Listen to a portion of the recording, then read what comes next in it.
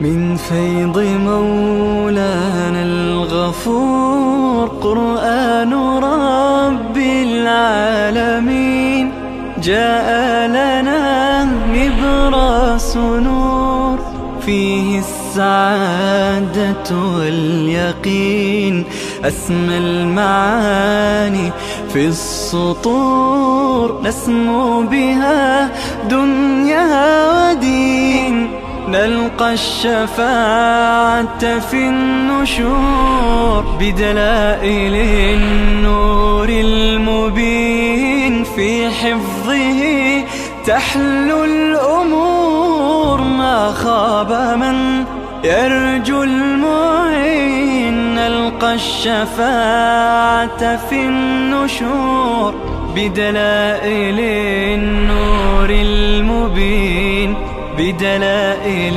النور المبين.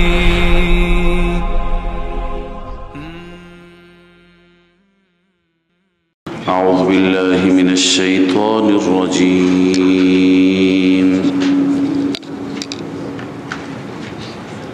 بسم الله الرحمن الرحيم.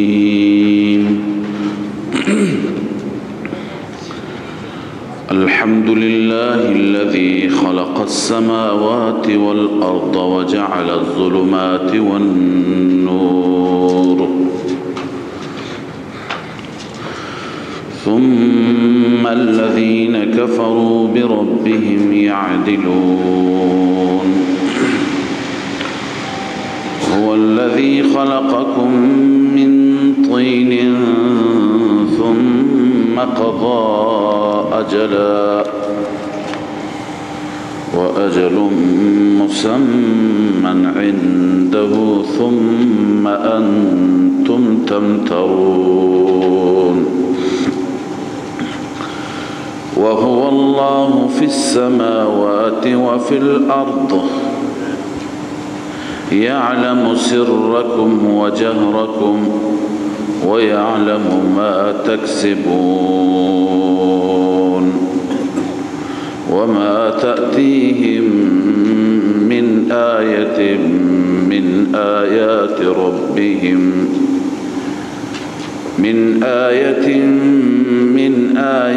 ربهم إلا كانوا عنها معرضين.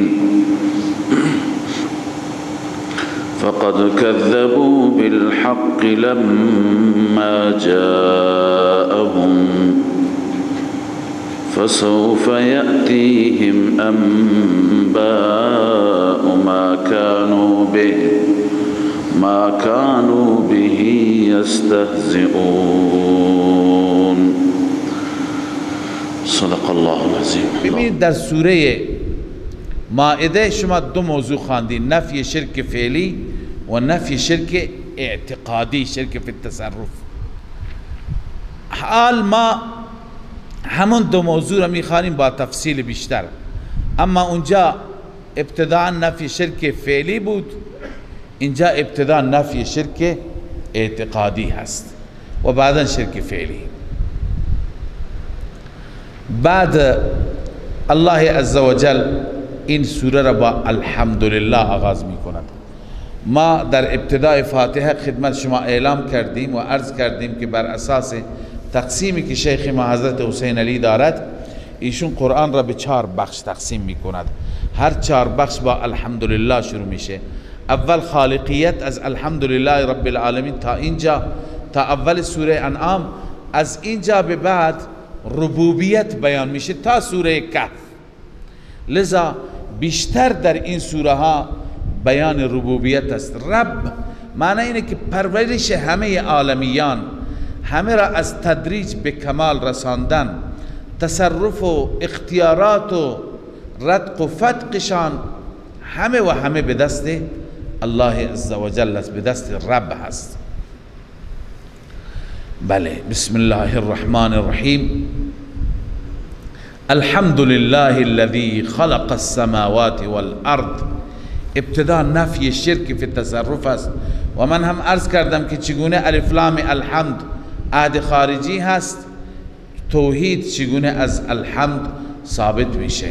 پس ترجمهش این میشه که فقط و فقط برای الله است، حمد برای الله است، اختصاص به الله دارد، اون اللهی که آفرید آسمان ها و زمین را، منظور جواهر را الله آفرید، و جعل الظلمات و النور، تاریکی ها و نور را هم آفرید.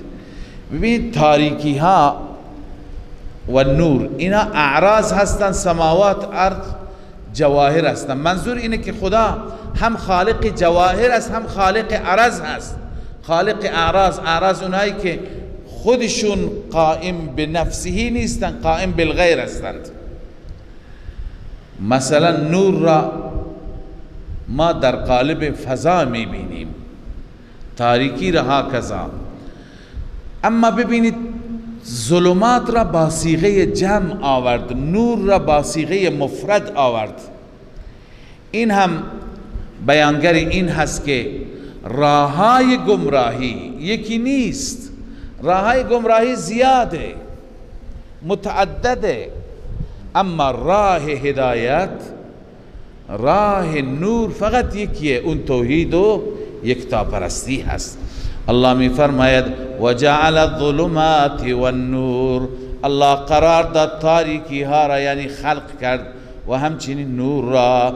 ثم الذين كفروا بربهم يعدلون، این استبعادیه هست، چقدر بدور از انصاف است که با وجود این که خالق، مدبر، متصرف الله هست، باز هم کسانی که کفر کردن به ربشان یعدلون، عدول میکنه. یعدلون دو معنا دارد، یکی از عدل است به معنی برابری، یعنی دیگران را با خدا برابر میکنن. دومی به معنی عدول هست، یعنی از حد تجاوز میکنن.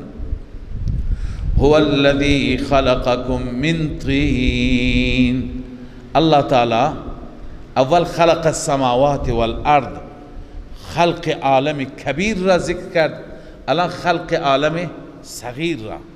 خود انسان خودش یک عالمی هست، یک نمونه هست از تمام جهان، یعنی تمام دنیا. نگاه کن، کوه دارد، زمین سخت دارد، زمین نرم دارد، آب شیرین دارد، آب شور دارد.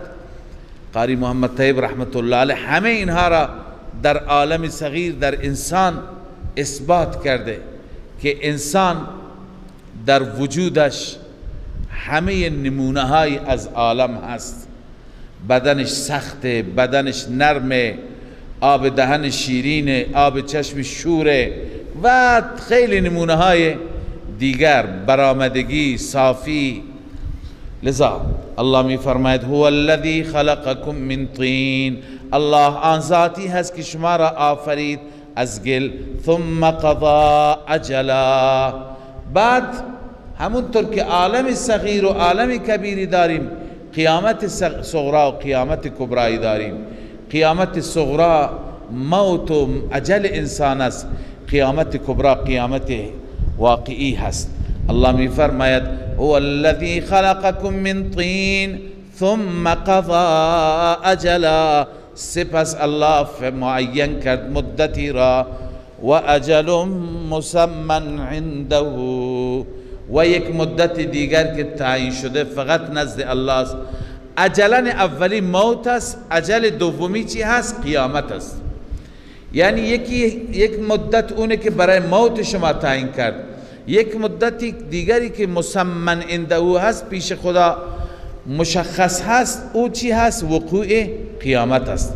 اما شما انسان چقدر ناسپاسی، ثم انتم تمترون، با وجود این همه دلائل سپس هم شما شک میکنید. تمترون یعنی تشکون، شما شک دارید در قیامت. و ما تأتیهم من آیت من آیات ربهم، زجر و سرزنش بر مشرکان که هر آیه‌ای که ما می آوریم از اون آیه چی روگردانی میکنند، نمی آید پیش آنها هیچ آیه از آیات رب مگر از آن اعراض میکنند. این یک زجر اول اعراض، زجر دوم تکذیب. فقد کذبوا بالحق، تکذیب کردند حق را. و هو الله فی السماوات، این آیه من الله میفرما و هو الله فی السماوات، الله اون ذاتی هست که در آسمان ها و در زمین هست. ببینید الله در آسمان ها و در زمین است به چه معنا؟ علما گفتن، مفسرین گفتن وصف مشهور مراد است. وصف مشهور لفظ جلاله چی هست؟ مدبر، متصرف. و هو الله فی السماوات و فی الارض معناش اینه که الله آن ذاتی است که متصرف است، گرداننده امور است در آسمان ها و در زمین. برای الوهیت همین دو چیز است نه؟ یکی متصرف بودن، یکی عالم بودن، از غیب خبر داشته باشد و قدرت فوق‌العاده داشته باشد تا مشکلات عابدان را حل کند. لذا و هو الله فی السماوات و فی الارض تصرف است. و الان علم غیب، یعلم سرکم و جهرکم و یعلم ما تکسبون. الله سر شما را، جهر شما را میداند و میداند شما چی کسب میکنید. و ما تأتیهم من آیت، هیچ آیه پیش آنها نمی آید، من آیات ربهم، از آیات پروردگار، الا کانوا عنها معرضین، مگر از اون اعراض میکردن، روی گردانی میکردن. فقد كذبوا بالحق، تکذیب کردن حق را. بالحق من قبلا عرض کردم خدمت شما که حق سه معنا دارد. یک لاظهار الحق، دو حق سخن صادق و درست را میگویند، سه ظاهر و واضح، چیزی که آشکار است اون حق میگویند. بس فقط کذبوا بالحق اینجا معنی سوم است، یعنی موضوعی که آشکاره، موضوعی که واضحه، موضوعی که هیچ پیچیدگی ندارد، اینها اون را تکذیب کردند. لما جاءهم، وقتی که اون حق آمد پیش آنان، فسوف یأتیهم انباء ما كانوا به یستهزئون، الله می فرماید ان قریب می آید پیش اینها اخبار آنچه که مسخره می کردند.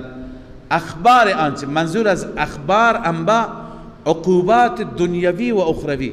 ببینید مشرکین چرا مسخره میکردن؟ عذاب را مسخره میکردن، عذاب دنیا را هم، عذاب عقبا را هم. الله میفرماید که عذاب پیششون می آید که مسخره میکردن. الم یرو کم اهلکنا من قبلهم من قرن، از اینجا به بعد تخویف دنیوی هست. الله میفرماید که مگر اقوام دیگر را، ملت‌های دیگر را اینها مطالعه نمی کنند ما چه بلای سرشون آوردیم؟ چرا برای خود عبرت نمیگیرند؟ الم یرو کم اهلکنا من قبلهم من قرن، آیا ما، الم یرو آیا نمی بینند کم اهلکنا چقدرها را ما هلاک کردیم قبل از اینها از قرون گذشته. مکناهم فی الارض، ما آنها را در زمین قدرت دادیم، تمکین دادیم، امکانات دادیم. ما لم نمکن لکم، آن قدرتی که ما به شما اون تمکین را ندادیم. اونها نیرومندتر بودند. و ارسلنا السماء علیهم مدرارا، و ما آسمان را فرستادیم، یعنی ابر و باران فرستادیم پیاپی. وجعلنا الانهار تجری من تحتهم، و نهرها را قرار دادیم که جاری بود از زیر درختان و کاخاشان. اما اینها باوجود این همه امکانات متنبه نشدند. فاهلکناهم بذنوبهم، ما بسبب گناهانشان آنان را هلاک کردیم. و انشأنا من بعدهم قرنا آخرین، بعد از اونها ما ایجاد کردیم قرن دیگر، نسل دیگر و جماعتی دیگر. ولو نزلنا علیک کتابا فی قرطاس. خب ببین، بعد از اینکه خداوند تخویف دنیوی بیان فرمود، الان شبهات هفتگانه مشرکین را جواب میده. مشرکین چیزهای مختلفی از پیغمبر میخواستند، الله همه را پاسخ میده. اول این بود که اونها میگفتند لن نؤمن لرقیک حتی تنزل علینا کتابا نقرأه. این رقیه که آوردی قرآن را میگفتند، ما به این ایمان نمی آوریم حتی که برای تک تک ما نامه بیاری از سوی خداوند که ما بخوانیم. الله می فرماید ولو نزلنا علیک کتابا فی قرطاس، ای پیامبر اینها که این گونه مطالبه میکنند ما نازل کنیم بر تو کتابا مکتوب فی قرطاس در برگی، حتی در ورقی در برگی ما بنویسیم و بدیم که به ابو جهل و ابو لهب برسانی، فلمسوه بایدیهم، با دست او را لمس کنن ببینن کاغذ است واقعا. لقال الذين كفروا ان هذا الا سحر مبین، در این وقت کافران میگویند این جادو هست، این بازم قبول نمی کنن. این جواب اشکال اولشان بود. اشکال دوم، وقالوا لولا انزل علیه ملک، چرا بر اون ملکی نازل نمیشه؟ چرا فرشته‌ای نمیاد با پیغمبر؟ الله جواب میده ولو انزلنا ملکا لقضی الامر، اگر ما فرشته بفرستیم کار فیصله میشه. یعنی فرشته که بیاد برای عذاب میاد، برای ارسال، برای پیام خدا نمیاد که پیغمبر قرار بگیرد. بله، لقضی الامر ثم لا ینظرون، سپس بعد از انزال فرشته اونها مهلت داده نمیشوند. ولو جعلناه ملکا لجعلناه رجلا، یک سوال دیگری اونها و خواسته اینها اینه که چرا پیغمبر ملکی نیست؟ خدای تعالی میفرماید اگر ما ملک میفرستادیم، ملک را هم به شکل چی میفرستادیم؟ بشر. اون وقت اون فرشته می آمد، شما میگفتید چرا به شکل بشر است؟ بازم اعتراض. ولو جعلناه ملکا لجعلناه رجلا، ما او را قرار میدادیم مردی، وللبسنا علیهم ما یلبسون، ما خلط میکردیم بر آنان آنچه که خلط میکنند. لذا موضوع خلط میشد، یعنی نمیدونست این فرشته هست یا انسان است. ولقد استهزئ برسول من قبلک، بعد از 3 تا از شبهات، هنوز شبهات ادامه داره، بعد از 3 تا تسلی در وسط، تسلی برای پیغمبر. ای پیغمبر تو ناراحت نباش، این استهزاء و تمسخر برای انبیاء گذشته هم بوده، برای تو تنها نیست. ولقد استهزئ برسول من قبلک، همانا استهزاء شدن پیامبران قبل از شما. اونایی که استهزاء کردن نتیجه شون چی شد؟ فحاق بالذین سخروا منهم، فرود آمد بر آنانی که مسخره میکردن انبیا را، ما کانوا به یستهزئون، اون عذابی که مسخرش میکردند. چون همه عذاب را مسخره میکردن. عذاب چیه؟ خود عذاب آمد. قل سیروا فی الارض، اکنون الله تعالی ما را دعوت به سیر میده، بریم انجام اونها را ببینیم، بریم کاخهای اونها را، باغات اونها را، آثار زندگی و نشانات مابقی اونها را ببینیم. الله می فرماید قل سیروا فی الارض ثم انظروا کیف کان عاقبة المکذبین، بگو سیر کنید در زمین، سپس نگاه کنید عاقبت و انجام تکذیب کنندگان چی شد. قل لمن ما فی السماوات والارض، بعد از تخویف الله تعالی مجدد دلیل عقلی بر اثبات توحید که خلاصهش اینه که تمام تصرفات، این دلائل خوانده شده، تکراری هست، به ترجمه بسنده میکنیم. اعلام بفرما برای چه کسی هست آنچه که در آسمان هاست و زمین. قل لله، بگو فقط برای الله.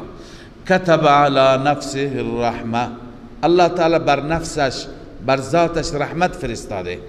اون چی هست که برای تائبین عن الشرک مغفرت و رحمت است. لیجمعنکم الی یوم القیامة لا ریب فیه، حتما الله شما را جمع می کند. تخویف اخروی است و می برد به سوی قیامت که هیچ شکی در اون قیامت نیست،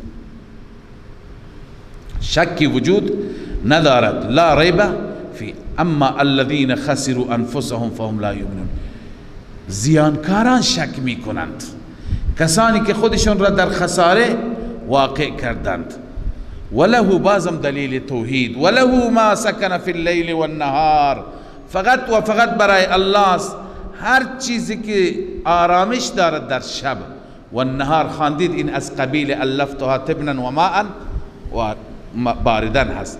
سکن فی اللیل و ما نشر فی النهار، چون جای دیگه خواندیم و جعل النهار نشورا. بله. و هو السمیع العلیم. الله عز وجل ذاتی هست هر چیز را شنوا و هر چیز را دانا، یعنی ندای محتاجین را میشنود، حاجت مضطرین را میداند. قل اغیر الله اتخذ ولیا فاطر السماوات والارض، اعلام بکن آیا بغیر از الله من کارساز دیگر، حامی دیگر بگیرم، در حالی که الله آفریننده آسمان ها و زمین است. و هو یطعم ولا یطعم، اون ذاتی است که همه را میخوراند، ولا یطعم، اون خودش خوراک داده نمیشه، از خوراک پاک است، یعنی نیازی به شما بندگان ندارد. قل انی امرت ان اکون اول من اسلم، الله می فرماید که اعلام بکن ای پیغمبر من باشم اولین تسلیم، اولین منقاد منم. ولا تکونن من المشرکین، هرگز از مشرکان مباش. قل انی اخاف ان عصیت ربی عذاب یوم عظیم، باز هم ای پیغمبر به آنان اعلام کن که اگر من دستور بدم برای عبادت غیر خدا می ترسم، انی اخاف ان عصیت ربی، اگر ربم را نافرمانی کردم از عذاب روز بس بزرگ می ترسم. خدا به پیغمبرش میگه تو بگو من می ترسم. من یصرف، کیفیت عذاب، هر کسی که برگردانده بشه از اون در آن روز، فقد رحمه، خدا بر او رحم کرد. و هر کسی که به عذاب گرفتار بشه واقعا اون انسان در خساره ابدی واقع شد. و ذلک الفوز المبین، این که خدا نجات میده این رستگاری آشکاری هست. و این یمسسک الله بضر، حال الله تعالی گفتیم در ابتدای این سوره دلائل عقلی، ببخشید در ابتدای این سوره توحید فی التصرف است. همه تصرفات و اختیارات، شما چند تعبیر خواندید برای اثبات این مطلب، الان تعبیر دیگر. الله می فرماید و این یمسسک الله بضر، اگر به شما آسیبی الله برساند، فلا کاشف له الا هو، نیست دور کننده او بغیر از الله. و این یمسسک، و اگر شما را خدا برساند خیری بخواد متوجه شما بکند، فهو علی کل شیء قدیر، اون ذات بر هر چیز قادر است. و هو القاهر فوق عباده، این شأن قدرت است، اون ذات غالب است بالای بندگان، بر بندگان غالب هست. و هو الحکیم الخبیر، شأن علمی الله، الله تمام کارهایش با حکمت و از همه امور با خبر. قل ای شیء اکبر شهادتا قل الله، چه چیزی از نظر شهادت بزرگتر، چه چیزی مهمتر، عظیمتر؟ خود خدا بزرگترین شاهد است. قل الله شهید بینی و بینکم، بین من و بین شما الله گواه است، الله حاضر است. و شهادت خدا چیه؟ و اوحی الی هذا القرآن، این قرآن به سوی من محمد صلی الله علیه و سلم نازل شده، لانذرکم به و من بلغ، تا که من شما را به وسیله این قرآن بترسانم، و من بلغ، هر کسی که این قرآن به اونها رسید. اینکم لتشهدون، بعد از دلائل قرآن میپرسد آیا شما گواهی میدهید که همراه خدا معبود دیگه هست؟ قل لا اشهد، ای پیغمبر اعلام بکن من پیغمبر که گواهی نمیدهم. قل انما هو اله واحد، بگو جزی نیست که الله اون اله و معبود یگانه هست. و اننی بریء مما تشرکون، همانا من بری هستم از شرک شما، از کارهای شما. الذین آتیناهم الکتاب. بعد از اینکه خداوند دلائل بیان فرمود، زجر بر اهل کتاب بیان می کند که اهل کتاب این نیست که نسبت به توحید ناآگاه باشند یا نسبت به پیغمبر بیخبر باشند، همه چیز را می دانند، باز هم شرک می کنند. این به خاطر عناد است، به خاطر پست و مقام است. الذین آتیناهم الکتاب، آنانی که ما کتاب به آنان دادیم، یعرفونه، می شناسند او را. کی را می شناسند؟ ببینید اکثر مفسران اینجا مرجع ضمیر پیغمبر قرار دادن، یعنی پیغمبر را می شناسند، با علائم می دانند. ولی حضرت شیخ رحمه الله و بعضی از محققین معتقدن مثل شاه ولی الله یعرفونه، مرجع ضمیر به پیغمبر بر نمیگرده، چون اینجا بحث پیغمبر نیست، اینجا بحث توحید است. یعرفونه یعنی یعرفون توحید، حقیقت توحید را میدانند، چون ما قبلا بحث توحیده، در ادامه هم بحث توحیده. کما یعرفون ابناءهم، همان گونه که بچه های خودشان را میشناسند. الذین خسروا انفسهم فهم لا یؤمنون، آنهایی که در خساره انداختن خودشان را، آنها ایمان نمی آورند. و من اظلم ممن افترى علی الله کذبا او کذب بآیاته انه لا یفلح الظالمون. زجر بر اهل کتاب، زجر بر مفترین.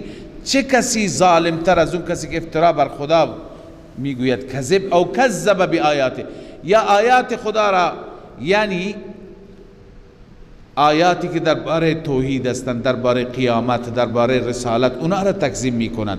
انه لا یفلح الظالمون، همان شأن این است که الله رستگار نمیشوند، او رستگار نمی کند یا رستگار نمیشوند ظالم ها، مشرک ها. و یوم نحشرهم جمیعا، الان خدای تعالی تخویف اخروی بیان میفرماید و همچنین این تخویف برای عابدین و معبودین است. الله میفرماید همه را یک روزی ما جمع میکنیم، همه را حشر میکنیم. ثم نقول للذین اشرکوا، سپس ما به مشرکان میگوییم این شرکاؤکم الذین کنتم تزعمون، کجا هستند معبودانی که شما میپنداشتید؟ ای تزعمونها شرکایی، شما اونها را شرکای من میدانستید. ثم لم تکن فتنتهم، سپس فتنه اونها چیزی دیگه نخواهد بود. فتنتهم به معنی جوابهم هست. فتنتهم یعنی چی؟ جوابهم. چرا جواب را خدا فتنه گفته؟ چون جواب دروغه. مشرکان جواب راست بلد نیستن، همیشه جواب چی میدن؟ دروغ. به این خاطر جواب را تعبیر کرد با چی؟ با فتنه.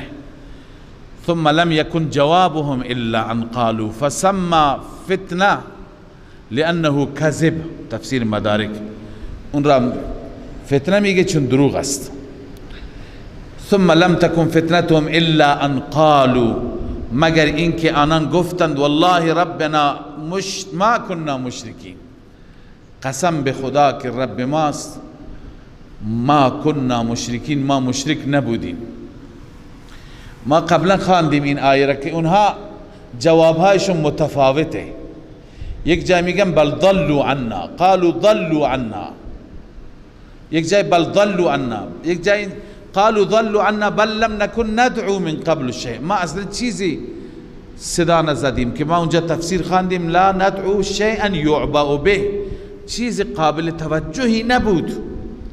لذا از بس که اونجا وحشت است، هر ساعت یک جواب میده، یک لحظه اقرار میکنه، یک لحظه چی میکند؟ انکار میکند. میگه اینجا میخوانیم والله ما كنا مشرکین، ما شرک نکردیم. الله میفرماید انظر کیف کذبوا علی انفسهم، ببین چگونه دروغ میگویند بر خودشان. و ضل عنهم ما كانوا یفترون، آنچه که افترا درست میکنند، درست میکردند، یفترون من الشرکاء جلالین، اون چی میشود؟ ناکارآمد میشه، یعنی نتیجه نمیده. این دروغهایشون، فتنهایشون، تدبیرها و نیرنگهای اونها نتیجه نمیده. و منهم من یستمع الیک، بازم خداوند زجر بر اهل کتاب به خاطر انکار قرآن. اگر قرآن را انکار نمی کردند کل مشکلات حل می شد. الله می فرماید و منهم من یستمع الیک وجعلنا على قلوبهم اکنه، بعضی از اونهایی هستند که استماع میکنن، گوش میکنن سخن شما را، اما هدایت نیست. وجعلنا على قلوبهم اکنه، بر دلشان الله میفرماید ما غلاف گذاشتیم. غلاف ان یفقهوه من ان یفقهو، از این که کلام را بفهمن، کلام خدا را نمیفهمن. و فی آذانهم وقرا، در گوشهاشون بار سنگین هست. این همون مهر جباریت است که قبلا عرض کردم، خداوند به تعبیرهای مختلفی تعبیر میکند. و این یروا کل آیت لا یؤمنوا بها، اگر هر آیه ببینند ایمان نمی آورند. حتی اذا جاءوک یجادلونک، حتی که وقتی گوش می آیم پیش شما جدال می کنند. یقول الذین کفروا، میگویند کسانی که کفر کردند ان هذا الا اساطیر الاولین، نیست این مگر افسانه های گذشته. میگویند که یک روزی بعضی از سرداران برای استماع قرآن آمدند دزدکی. ابو جهل بود، ابو لهب، عتبه، شیبه، خیلی آمدند و از قرآن لذت می بردند. اما بعدا وقتی که با هم مواجه شدند همه این تعبیر را کردند که این که از گذشته تعریف می کند این فقط افسانه گذشته هست. الله می فرماید با این عملشان میخوان جوانان را دور کنند. و هم ینهون عنه و ینأون عنه. ینهون لازمی هست، یعنی خودشان هم باز می آیند، هم ببخشید متعدی هست. ینهون عنه، دیگران را از اون باز می دارند، یعنی از قرآن. و ینأون عنه، خودشان هم دور می شوند از آن، یعنی فرار می کنند. و این یهلکون الا انفسهم و ما یشعرون، اینها در واقع هلاک نمی کنند مگر خودشان را با این کار، اما درک و شعور ندارند. ولو ترى اذ وقفوا على النار فقالوا یا لیتنا نرد ولا نکذب. الله می فرماید اگر ببینی وقتی که اونها بر آتش قرار داده می شود، مجرمان را به آتش میارن که در جهنم بیندازند. فقالوا یا لیتنا نرد، کاش ما به دنیا برمیگردانده میشد، برمیگشتیم. ولا نکذب بآیات ربنا، آیات رب من را تکذیب نمی کردیم. و نکون من المؤمنین، از مؤمنین می شدیم. الله می فرماید بل بدا لهم ما كانوا یخفون من قبل، بلکه ظاهر شد برای اونها، آشکار شد اون چیزی را که قبلا مخفی می کردن قبل از این در دنیا. چه چیزی؟ عذاب یا اقرار. در دنیا هیچ وقت مجرم اقرار نکرد، اونجا اقرار می کند. ولو ردوا لعادوا لما نهوا عنه، الله می فرماید اگر برگردانده شوند به دنیا، لعادوا لما نهوا عنه، دوباره اعاده می کنند، انجام میدن اون چیزی را که از اون باز داشته شدند. و انهم لکاذبون، اینها در تمام وعده های خودشان دروغ هستند. بیایند هم برگردند تکذیب میکنند، فراموش میکنند. اینها الان نمیبینیم مردم میروند زندان، توبه میکنند، دوباره بیرون میایند، دوباره فراموش میکنند. لذا اونام همینطور. وقالوا ان هي الا حیاتنا الدنیا، این هم زجر است و علت اصلی کفر اینه که اونها معتقدن فقط زندگی همین زندگی دنیا است، آخرتی نیست. و میگوین نیست مگر این حیات مگر حیات دنیای ماست. و ما نحن بمبعوثین، ما مجددا مبعوث نمی شویم، یعنی از قبرها بلند نمی شویم. ولو ترى اذ وقفوا على ربهم، الان الله تعالی جواب میده، جواب این یاوه‌گوییشون را که میگه ما بلند نمی شویم. الله می فرماید که اگر ببینی اذ وقفوا علی ربهم، وقتی که همه این مجرمین را قائم میکنند و دستور ایستادن میدهند بر محضر رب، الله میپرسد قال الیس هذا بالحق، ای مجرمان آیا این حق نبود؟ این حق نیست؟ یعنی قیامت، عذاب؟ قالوا بلا و ربنا، چرا نه، حق است، قسم به رب ما. الله تعالی می فرماید این و ربنا واو عاطف است، الله می فرماید پس بچشید عذاب را. قال فذوقوا العذاب بما کنتم تکفرون، چون در دنیا کفر می کردید، در دنیا قبول نمی کردید، الان اینجا عذاب را بچشید. قد خسر الذين كذبوا بلقاء الله حتى إذا جاءتهم الساعة بغتة قالوا يا حسرتنا على ما فرطنا فيها وهم يحملون أوزارهم على ظهورهم ألا ساء ما يزرون وما الحياة الدنيا إلا لعب ولهو وللدار الآخرة خير للذين يتقون أفلا تعقلون قد نعلم إنه ليحزنك الذي يقولون فإنهم لا يكذبونك ولكن الظالمين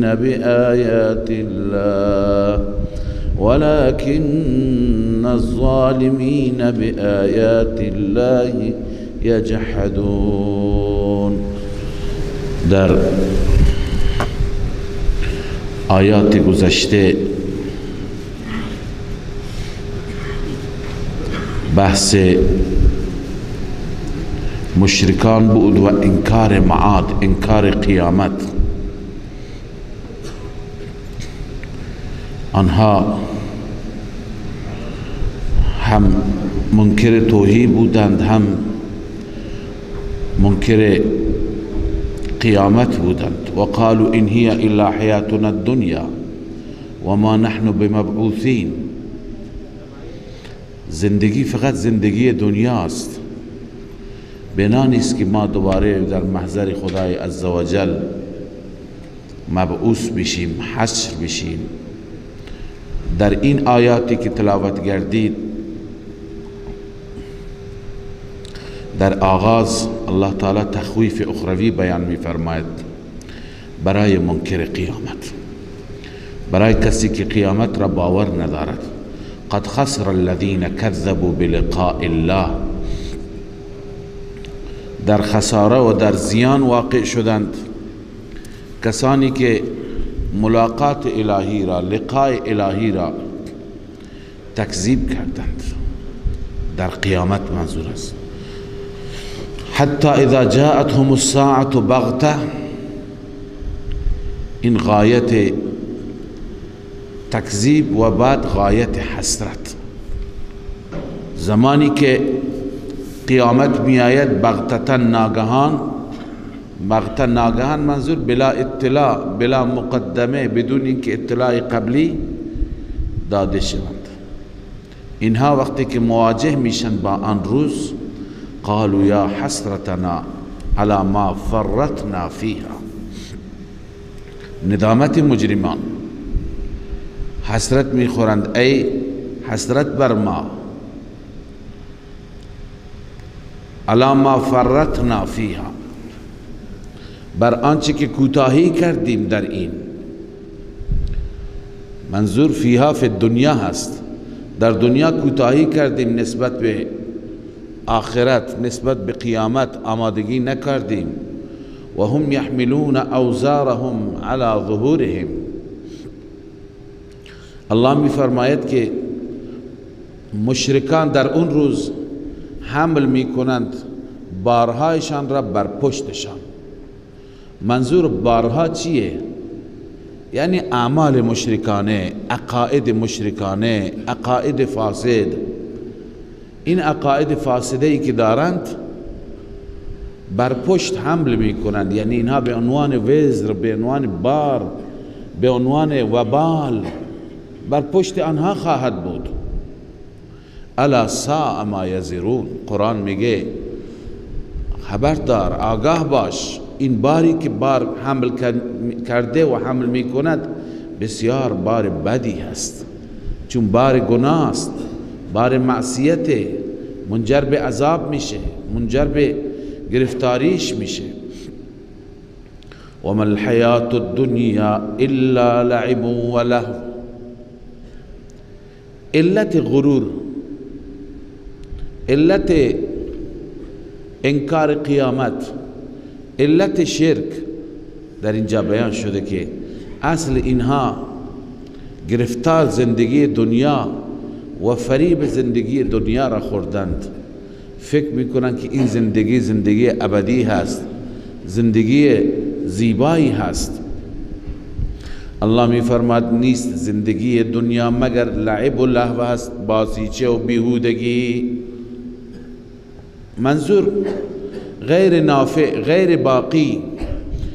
برای کسی که دل ببندد نه باقی هست نه نافع هست. وللدار الآخرة خیر للذین یتقون. این ترغیب به سوی آخرت است. دار آخرت بهتر است برای متقیان.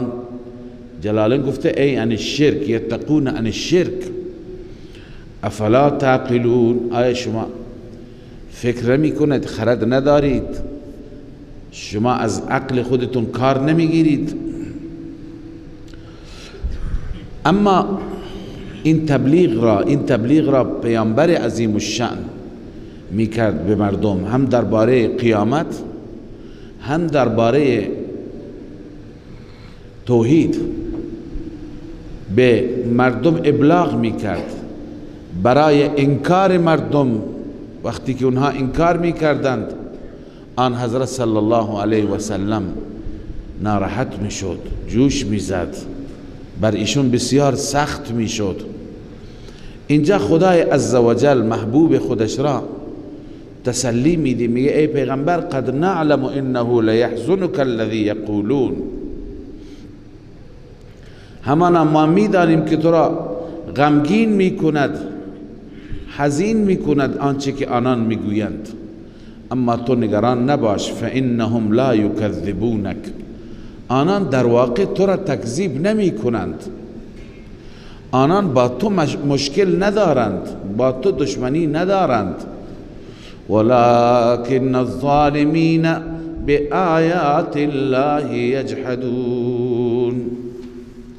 اما در واقع این ظالمان به آیات خدا منکرند. اینها منکر آیات خدا هستند، کافر به آیات خدا هستند.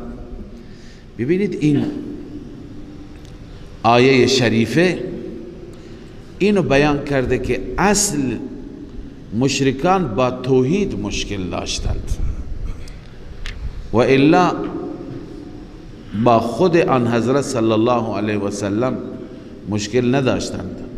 یکی مشکلشان با توحید بود و یکی دیگه مشکلشان قومی بود، شخصی نبود.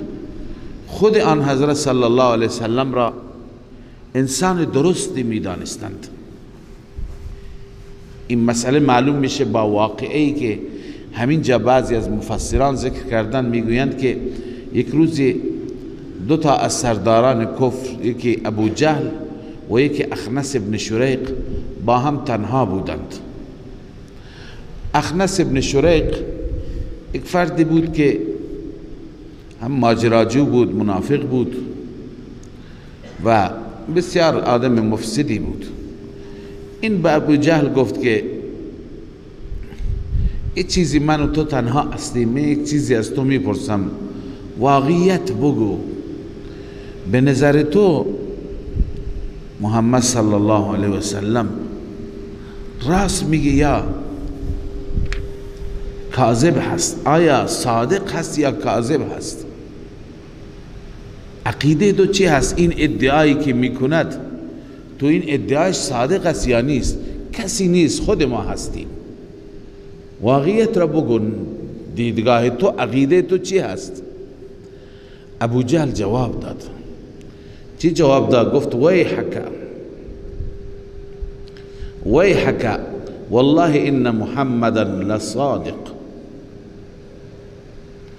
هلاکت بر تو، بمیری تو، سوگند به خدا که محمد صادق است. و ما کذب محمد قط، محمد هرگز دروغ نگفته. خب پس چرا قبول نمی کنید؟ ولكن اذا ذهب بنو قصا، بنو قصا این تیره‌ای بود که رسول الله به اون تعلق داشت. زمانی که بنو قصا ببرن تمام امتیازات را، برای بقیه قریش چی میماند؟ برای ماها چی میماند؟ اذا ذهب بنو قصا باللواء، لواء و پرچم به دست اونها باشد، و سقایت آب به دست اونها باشد، و الحجابت، حجابت و نگهبانی مال اونها باشد، و النبوت، نبوت هم الان مال اونها باشد. فماذا یکون لسائر قریش، برای بقیه قریشی ها چی میماند؟ ابن کثیر نگفته یعنی اونها با خود رسول الله مشکل نداشتند.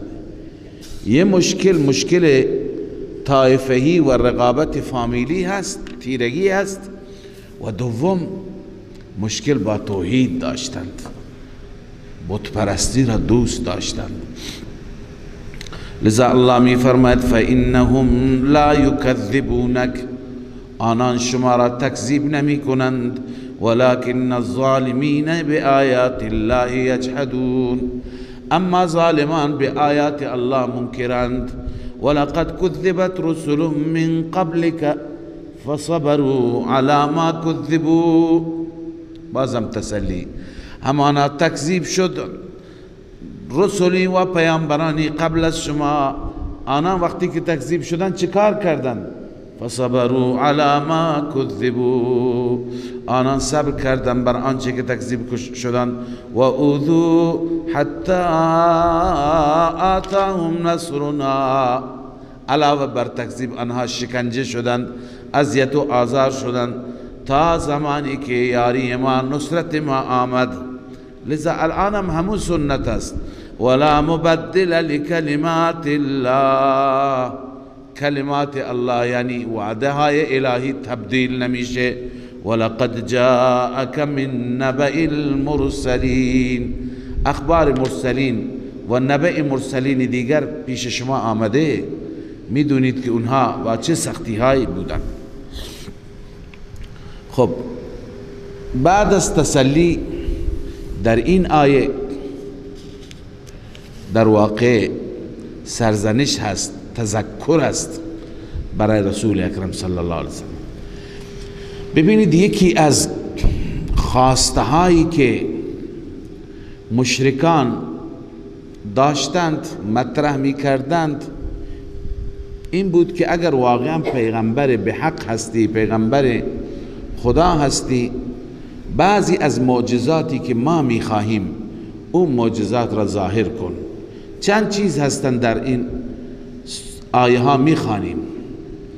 پیغمبر خدا صلی الله علیه و سلم هم بیمیل نبود، چون که پیغمبر خیلی دوست داشت، خیلی آرزو داشت همه ایمان بیاورند، اما الله عزوجل حقایق را میدونست، عالم الغیب الله بود. لذا پیغمبر دوست داشت که همه ایمان بیاورند. دلش میخواست این آیه معجزه‌ای که اونها میخواهند بعضی ها را ظاهر بکنند. الله تعالی فرمود که ای پیامبر من، اعراض اونها، روگردانی اونها، انکار و کفر اونها بر شما سخته، ولی میخوای معجزه بکنی برای اونها خودت، خب بکن. اگه میتونی زمین سوراخ بکن، میتونی معجزه‌ای که اونها میخوان براشون بیار. و این کان کبر علیک اعراضهم، اگر سنگین است بر شما اعراض آنها، رویگردانی و کفر آنها، فإن استطعت ان تبتغی نفقا فی الارض، اگر میتوانی اینکه تلاش کنی سوراخی در زمین، ته زمین میتونی برو، او سلما فی السماء، یا در آسمان نردبانی نصب کنی، فتأتیهم بآیه، بیاوری برای آنان آیه، یعنی معجزه مطلوبه. آیه پایینش بینید مقترحه، معجزه که خواسته اونهاست. اگر میتوانی این کار را بکنی، فافعل، اینجا مقدر است، جزاست. ان کان کبر علیک فان استطعت، اگر میتوانی این کار بکن، یعنی نمیتونی. معجزه آوردن به دست تو نیست. من قبلا هم خدمت شما عرض کردم که از بعضی از احادیث معجزات بعضی افراد نمیفهمند و از احادیث معجزات قدرت پیامبران را، قدرت صاحب معجزه را میخوان ثابت کنن که قدرت داره، قدرت که داره پس از او استمداد بکنیم. مثلا پیغمبر خدا صلی الله علیه وسلم معجزه ایش هست، با دست اشاره میکند، درختان در زمین راه میروند، زمین را پاره میکنند. خب الان از این استنباط میکنه یک آدم خرافاتی مشرک، میگه پس معلوم میشه که پیغمبر ما مالک اشجار هست، مالک احجار هست، مالک زمین و آسمان هست، پس هر چی از او میخواهی بخواه. در حالی که معجزه‌ای که پیغمبر ظاهر میکنه، ظاهر به دست پیغمبر میشه، اما گرداننده و قدرت به دست الله است. اینجا ببینید پیغمبر دلش میخواد معجزه نشون بده، الله میفرماید نه، من مصلحت میدونم، من میدونم برای اینها معجزه، برای اینها آیه و معجزه مناسب نیست. اگر تو میخوایی میتونی بکن. در آیات دیگه داریم و ما کان لرسول ان یأتی بآیه الا باذن الله، در سوره مؤمن خواندید. برای هیچ رسولی سزاوار نیست و توانش نیست ان یأتی بآیه الا باذن الله، آیه بیاورد، معجزه بیارد مگر به اذن الله. دیگه خواندیم قل انما الآیات عند الله، ای پیغمبر اعلام کن که ظهور آیات و معجزات به دست الله، نزد الله. و انما انا نذیر مبین، من فقط ترساننده آشکاری هستم از طرف خدای عزوجل. لذا اینجا هم خدا میفرم فتأتیهم بآیه، که آیه بیاوریم بکن این کار را. ولو شاء الله لجمعهم على الهدى، اگر میخواست خدا آنان را جمع میکرد بر هدایت. خب چرا نکرد؟ جوابش را خواندیم، چون که خدا میخواد امتحان بکند. فلا تکونن من الجاهلین، مباش، هرگز مباش از جاهلان. انما یستجیب الذین یسمعون والموتى، اینجا خدای عزوجل بیان میفرماید که اونی که ارزش دارد، ارزش چی را دارد؟ ارزش شنیدن را دارد، ارزش سماع را دارد. اون کسی هست که در وجودش ایمان باشد، انابت باشد، صلاحیت باشد. اینها که مرده هستند، کفار را هر جا خدا تشبیه میده به چی؟ به مرده ها. اینا که مرده هستند، مرده ها چطور میشنوند؟ یعنی اینها چطور میتونن بشنوند؟ اینا نمیتونن کلام تو را بشنوند، اجابت کنند. الله میفرماید انما یستجیب الذین یسمعون والموتى، جز این نیست که اجابت میکنن کسانی که یسمعون، میشنوند کلام شما را، اما اینها والموتى یبعثهم الله، کفار خدا آنها را از قبرها بلند میکنه، قبل از اونها هیچ کلام شما را نمیشنوند، یعنی اجابت نمیکنند. یبعثهم الله ثم الیه یرجعون، سپس به سوی او برگردانده می شوند. یعنی در این میان خدای تعالی فرمود که از اینها توقعی نیست که اینا اجابت کنه، اینا مثل مرده نمیشنوند. و قالوا لولا نزل علیه آیه، دوباره اون مضمون گذشته که اونها میگفتن چرا معجزه مطلوبه‌ای که ما میخواهیم اون نازل نمیشه. و قالوا لولا نزل علیه آیه، میگویند چرا بر اون نازل نمیشه آیه معجزه‌ای که ما میخواهیم از جانب ربش. آیات زیاد بود ولی آیت مقترحه، آیت مطلوبه.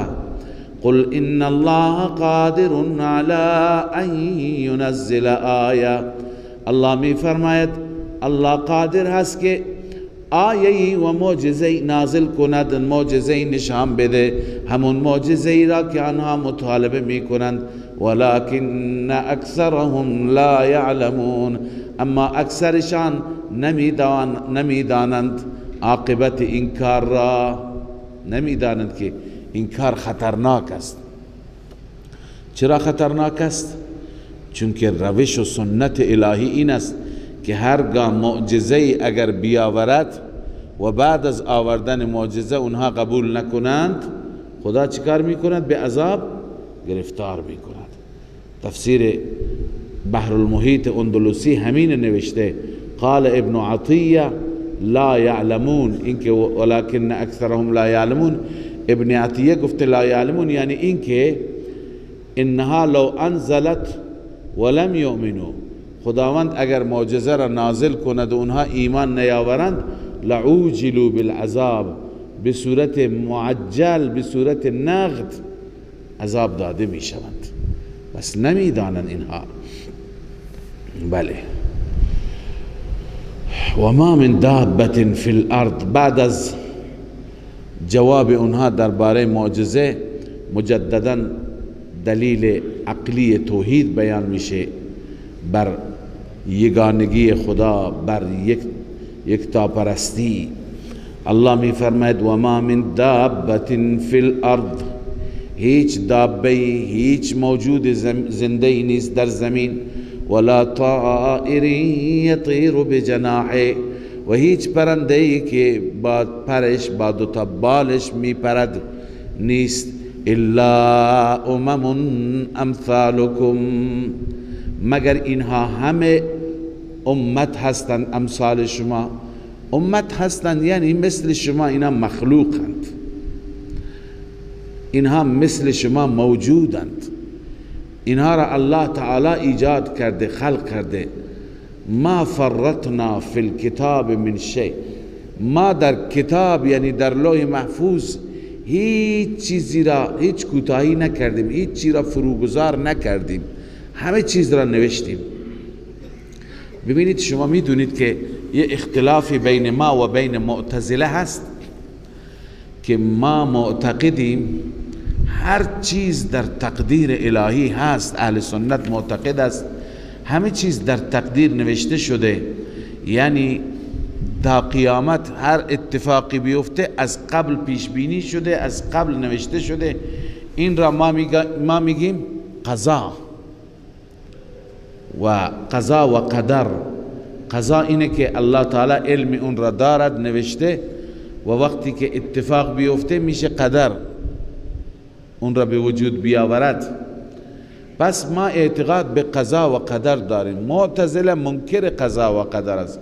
معتزله میگه هیچ چیزی از قبل نوشته نشده. خب این دلیل ما است. ما میگیم الله گفته ما فرطنا فی الکتاب من شیء، هیچ چیزی در لوح محفوظ ما فروگذار نکردیم، کوتاهی نکردیم، همه را نوشتیم. اینجا معتزله این آیه را چطور توجیه میکنه؟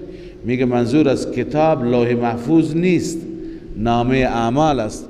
خدا میگه شما هر عملی که میکنید بعدا ما در نامه اعمالتون مینویسیم، هیچ کوتاهی نمیکنیم در نوشتن.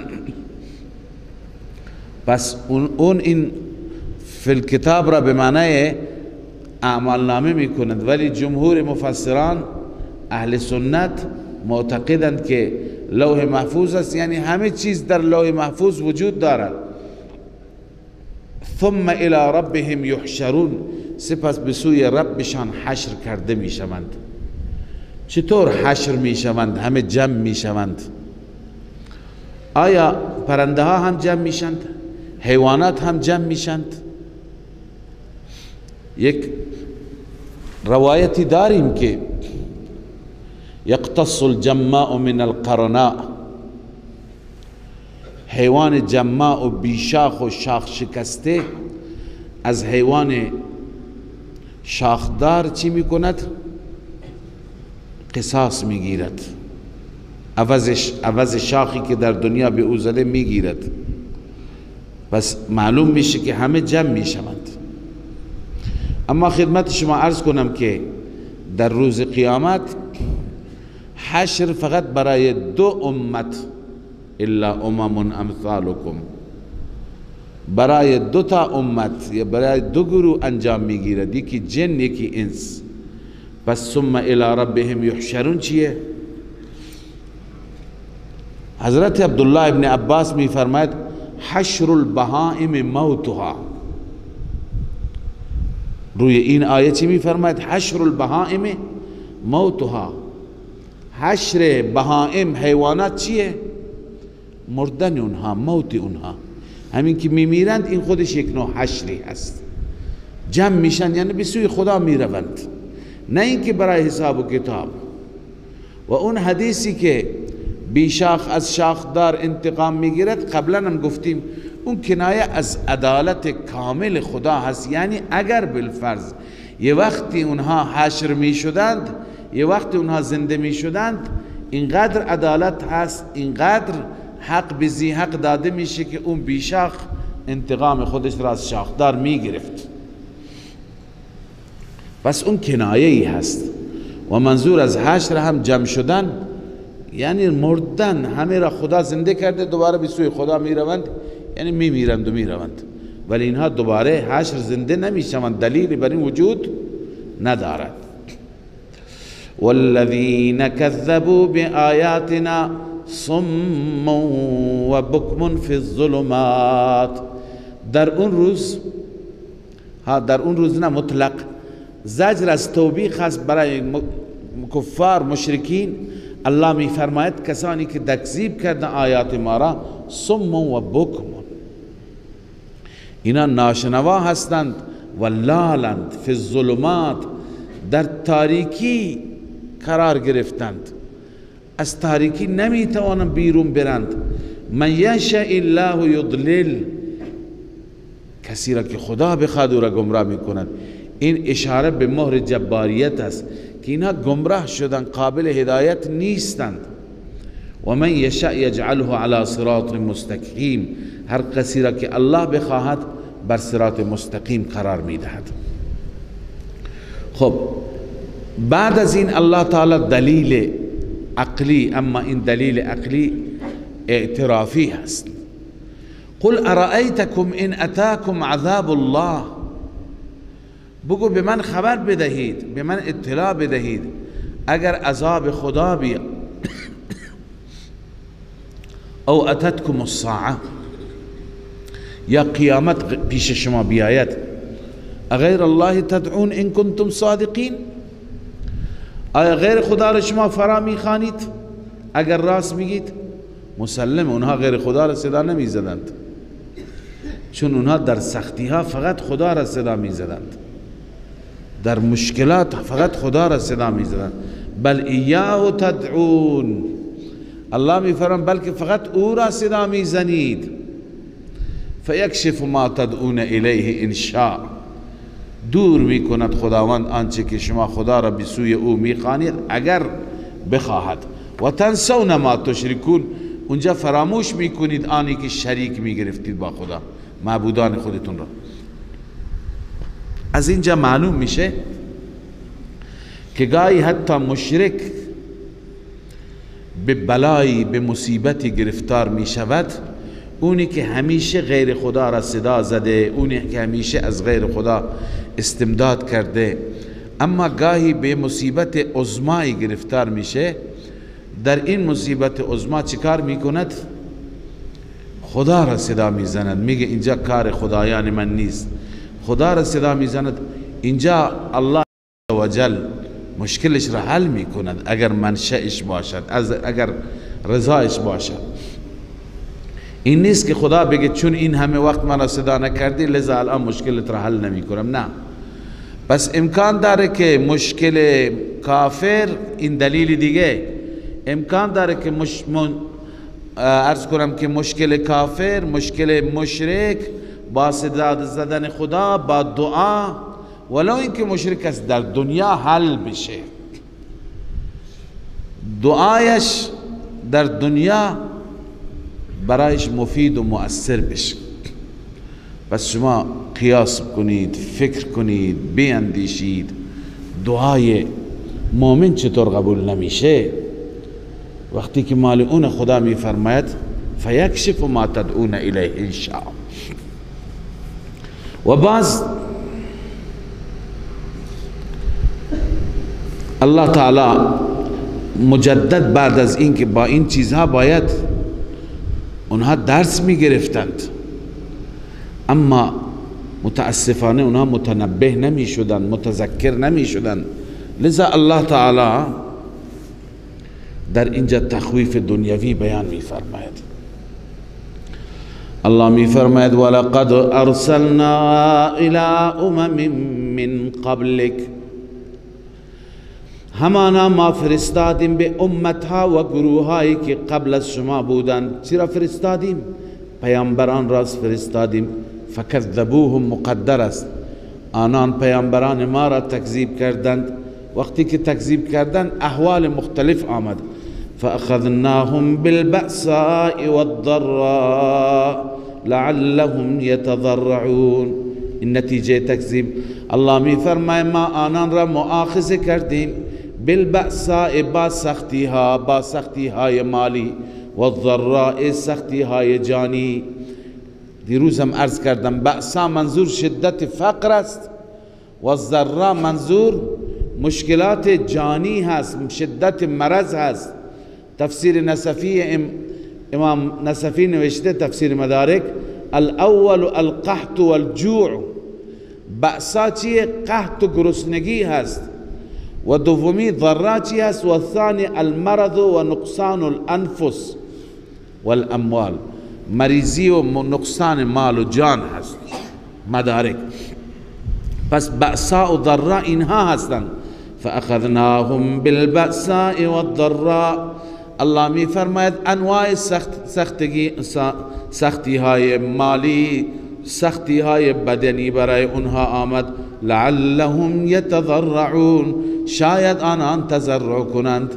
پس ببینید حکمت مشکلات تضرع هست که بندگان به سوی خدا برگردند. اما متاسفانه بسا بندگان هستند که اونها متنبه نمی شوند، اونها اینقدر عقل و خرد ندارند که این امتحان الهی است بر ما آمده. لذا الله تعالی اینجا زجر بیان می فرماید که چرا وقتی که عذاب ما می آید چرا مردم تضرع نمی کنند؟ پس هر وقتی که سختی میاد ما باید تضرع کنیم. اگر از طرف الله مریضی میاد باید تضرع کنیم. اگر ورشکستگی مالی میاد باید تضرع کنیم، الله را زاری کنیم. الله تعالی این مشکلات را می آورد که ما تضرع کنیم. بجای تضرع انسان دلش سنگ میشه، سخت میشه. اگر این حالت ایجاد شد باید بدانیم که این عذاب است، این قهر است، این خشم است. اگر نه بعد از مشکلات در وجود ما رجوع الله آمد، توبه آمد، دعا و تضرع آمد، پس این علامت خیر هست. این اون چیزی هست که رب میخواهد.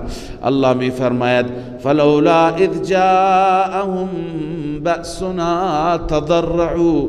چرا زمانی که عذاب ما آمد چرا آنان تضرع نکردند؟ ولكن قست قلوبهم، اما دلهایشان سخت شد، سنگ شد. و زین لهم الشیطان ما كانوا یعملون. و شیطان مزین کرد اعمال مشرکانشان را ما كانوا یعملون، آنچه که عمل می کردند. شیطان مزین کرد، شیطان آراسته کرد. اینها از نظرشان اعمال مشرکانشان عبادت معلوم می شد. الله تعالی می فرماید بعد از اون ما سختی ها را دور کردیم. دیگه وقتی که انسان تضرع نکند پس هلاکت می خواد. بعد از اون استدراج است. استدراج یعنی همه کارها طبق میل پیش میره. باغ محصولاتش بیشتر میشه، تجارت رونقش بهتر میشه، گوسفندان و مالها برکاتشون بیشتر میشه، هر چیز بهتر میشه تا اینکه عذاب بیاد. الله می فرماید فلما نسوا، زمانی که آنها ما را فراموش کردند، فلما نسوا ای ترکوا ما دعاهم الرسل علیهم السلام الیه، آنچه که رسول به سوی او میخواندن او را ترک کردند و ردوه علیهم، و رد کردن بر رسول.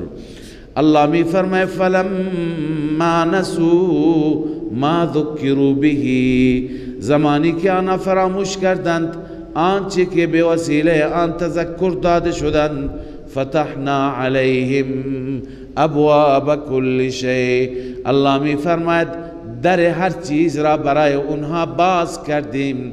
در رزق باز شد، در روزی باز شد، مشکلات حل شد، همه چیز. حتی اذا فرحوا بما اوتوا، حتی وقتی که آنها فرحوا به معنی چیه؟ فرح به معنی بطر، غرور، تکبر. حتی وقتی که آنان تکبر کردند به سبب آنچه که داده شدند، دیدن مادیات دارند، دنیا دارند، زرق و برق دارند، همه چیز دارند، اینها تکبر و غرورشان بیشتر شد. حتی وقتی که به نهایت تکبر رسیدند، اخذناهم بغتة، الله می فرماید ناگهان آنها را گرفتیم، یعنی بدون اطلاع قبلی آنها را مؤاخذه کردیم. فاذا هم مبلسون، در این هنگام آنها ناامید شدن. مبلسون آیسون، از معبودان خودشون ناامید شدن، دیدن که عذاب آمد، معبودان هیچ کاری از دستشون برآورده نمیشه. فقطع دابر القوم الذين ظلموا، الله می فرماید در این هنگام ریشه کن شد، قطع شد ریشه کسانی که، ریشه اون قومی که تکذیب، ظلم کردند، کفر کردند، شرک کردند. در اینجا ثابت شد که والحمدلله، تمام تعریف، تمجید، سپاس فقط و فقط برای الله که رب عالمیان است.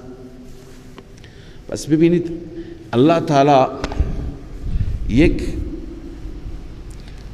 تقریبا طریقه و یک اسلوب را بیان فرمودند که همیشه وقتی که داعیان حق بیایند، مردم را بترسانند، مردم انکار بکنند، ابتدا الله گوشمالی میده، قحط میاره، مشکل مالی، مشکل جانی، ضررها، زیانها، تا که متنبه بشند. اما کسانی که قسی القلب باشند اونا متنبه نمیشند. متنبه که نشند الله تعالی حالات سخت را دور میکند، آسانی میارد. استدراج است تا بیشتر برن به طرف گمراهی، شرک، خدا فراموشی. وقتی که همه چیز بهشون داده میشه مغرور میشند. غرور و تکبر تبدیل به سرکشی و تمرد و ظلم و ستم میشه. دیگه زمینه عذاب و دلیل عذاب و حجت تمام میشه. الان خدا عذاب میاره، عذاب میاره، همه را از بین میبرد. پس اینگونه ریشه ظالم ها برکنده میشه که ابتدا خدای تعالی سختی میاره تا اینکه اونها ایمان بیاورند. قل ارائیتم ان اخذ الله سمعكم و ابصاركم و ختم على قلوبكم من اله غیر الله. باز هم دلیل عقلی هست، اعترافی، على سبیل اعتراف من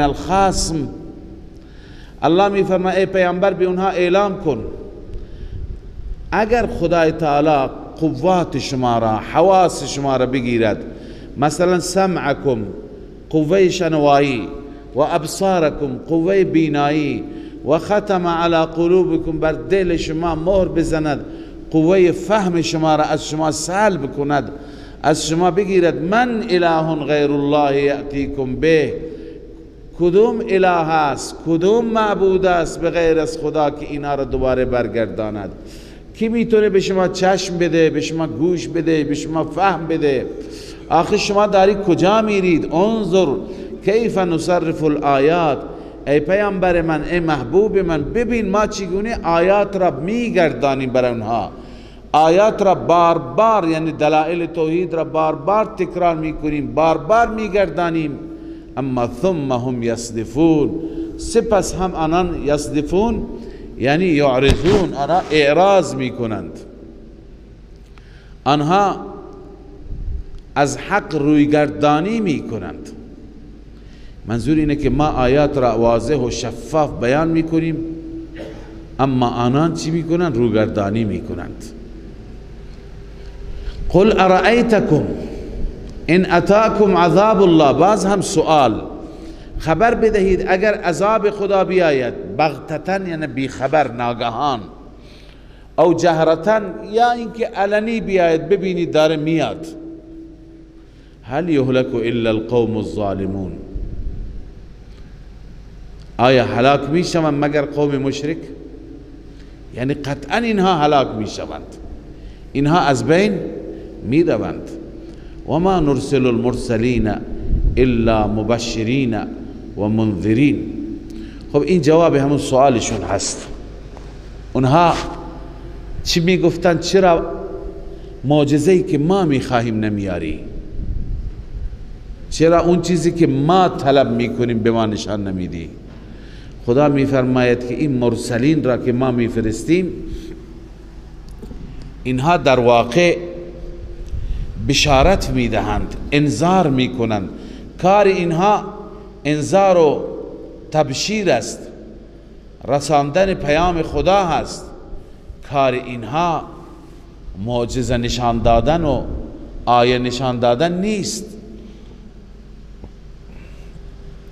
الله میفرماید و ما نرسل المرسلین الا مبشرین و منذرین، ما پیامبران را نمیفرستیم مگر بشارت دهنده و ترساننده، مبشرین لمن اطاع و منذرین لمن عصى، اونی که اطاعت میکند او را بشارت میدند، اونی که نافرمانی میکند او را میترسانند. فمن آمن و اصلح فلا خوف علیهم، این بشارت، هر کسی ایمان بیاورد و عملش را اصلاح کند، فلا خوف علیهم ولا هم یحزنون، هیچ خوفی بر آنان نیست و اونها درباره آیندهشان غمگین نخواهند شد. والذین کذبوا بآیاتنا یمسهم العذاب، آنانی که تکذیب کردند آیات ما را به آنان عذاب میرسد، بما کانوا یفسقون، به سبب این که آنها فسق کردند. ببینید بعد از تبشیر و تخویف چند تا از شبهات اونها، سوالات اونها که اونها میپرسیدند در اینجا جواب داده میشه. یکی این بود که اگر این پیغمبر خداست، چرا مال نداره؟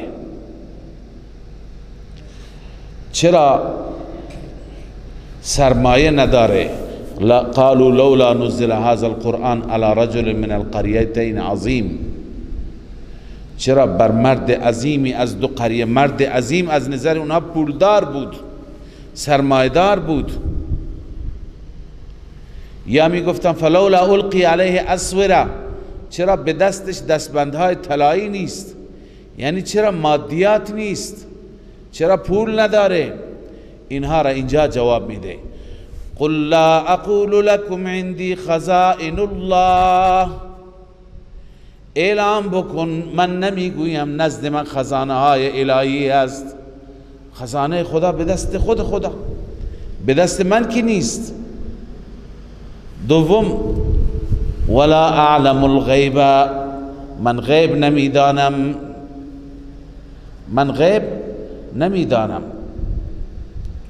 اونها چیزهای سوال میکردند از رسول الله صلی الله علیه و آله، سوالات پوچ بیجا. مثلا بعضی مفسرین نوشتن اگر رسول خدا هستی نرخ میوه های شام را بگو، اونجا الان نرخ به چه صورته؟ چیزهایی میپرسیدند که دلالت بر غیب بکند. الله به پیغمبرش میگه بهشون بگو ولا اعلم الغیب، من غیب نمیدانم. و سوال دیگه این بود که خب اگر پیغمبر است چرا میخورد، چرا مینوشد، چرا بازار میره؟ ما لهذا الرسول یأکل الطعام و یمشی فی الاسواق. این جواب داد ولا اقول لكم انی ملک، و نمیگویم من فرشته هستم. من غیب نمیدانم، من فرشته نیستم، خزانه ها به دست من نیست. پس چیکاره هستی وقتی که نه غیب میدانی، نه فرشته ای، نه خزانه داری، سرمایه داری؟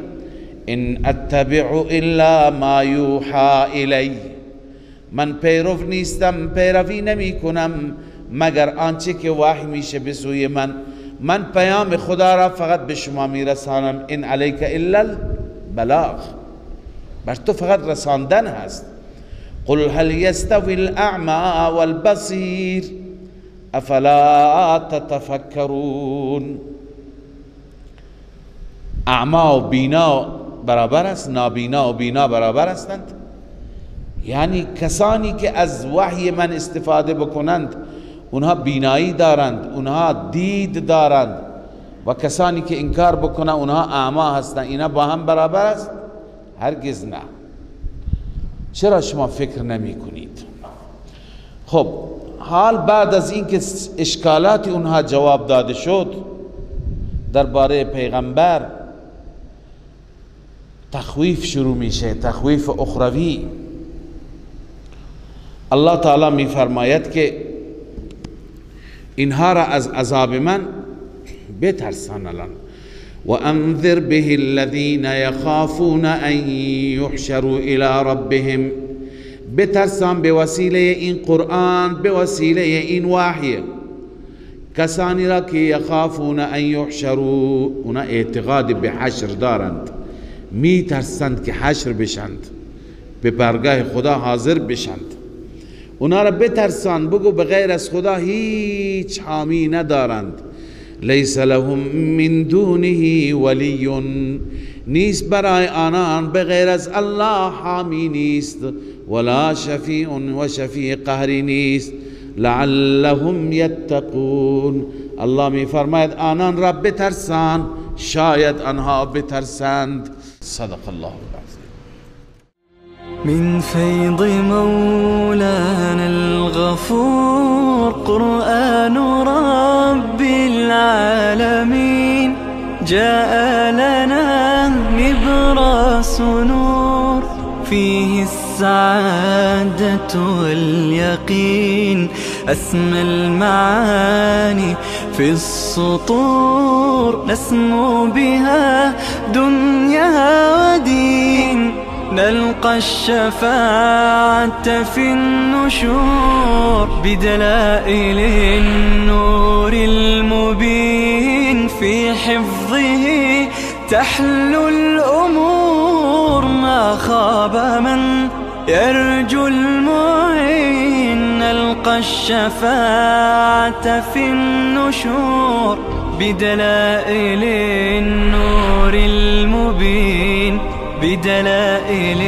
النور المبين.